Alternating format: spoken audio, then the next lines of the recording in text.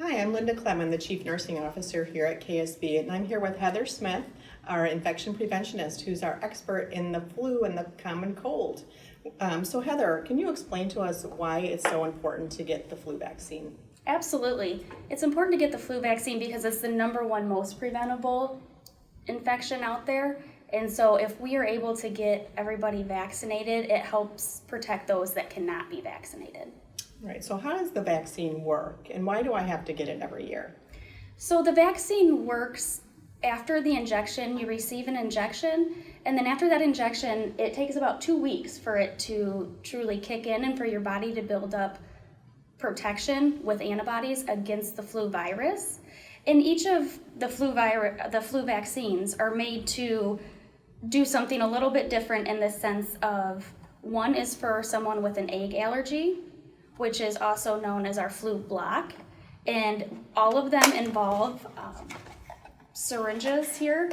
So with that being said, they all look about the same. So with our egg allergy, we're able to show here, it'll be marked like this, and that's if you're allergic to eggs, because there's a common ingredient in there that's made with eggs when you receive it.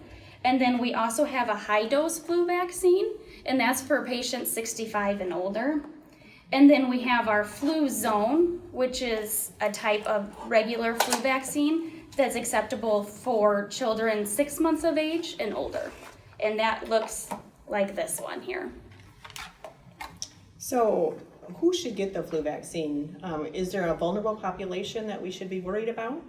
Yeah, absolutely. It's our children that are not able to get vaccinated, and our younger children in general who have a lower immunity, who are still working on building their immunity, and then also our elderly population who's more at risk due to the fact of being elderly, and then also our immunosuppressed populations who some can't even receive the vaccine.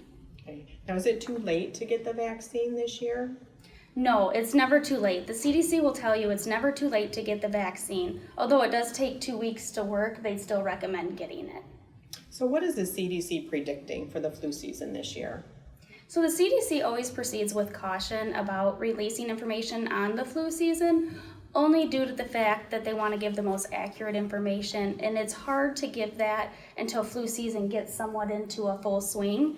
And with that being said, what they have seen come across the country so far is that the flu is expected to hit a little bit earlier this year and be a little bit harder on us this year. So they're recommending that we get the flu vaccine before the end of October, if at all possible. Great. So I'm going to shift gears a little bit here, and can you tell us what the difference is between the flu and the common cold? Absolutely. So the flu itself can wreak quite a bit of havoc on the body. As we know, the flu can be deadly. With a common cold, it's a virus that is a lot less hard on the body. So with a cold, you're going to have kind of a slow onset of symptoms, if you will, and it kind of starts with maybe feeling a little run down, a little bit of, I think something's coming on, and then you're going to have the flu that's going to hit you hard, and you're going to be down. The flu is very abrupt, and it takes a lot harder course on your body. You're also going to have, with the cold, your sniffles and your sneezes, whereas with the flu, that's not as common. With the flu, you're going to have a really horrible cough when you get the flu. Some people get that confused with the stomach flu. When we say flu, this vaccine is for the respiratory flu, not the stomach flu. So you may get the vaccine and think that you're covered for the stomach flu, and that's not the case. That's actually a misconception with the flu vaccine. So this is for respiratory. And also by getting the flu vaccine, it also will help, because even if you do contract a flu virus that has mutated or you've been exposed to, it will still make your symptoms less severe. Okay, great. So is there anything we can do to try to stop the common cold from coming, or to make it less severe?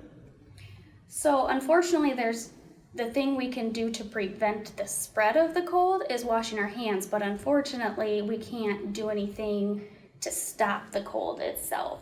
So we can stop the spread washing your hands is the number one thing to be doing this time of year. We want to make sure we're really using that hand sanitizer and soap and water wherever possible. And then we also want to make sure that when we have the cold that we're staying home from work and activities so that we're not spreading it out within the community. But with the cold itself, it's inevitable. It's bound to come to the area. And at that time, the only thing you can do is take over-the-counter medication to ease your symptoms, rest, and fluids. All right, well, thank you, Heather. You're welcome.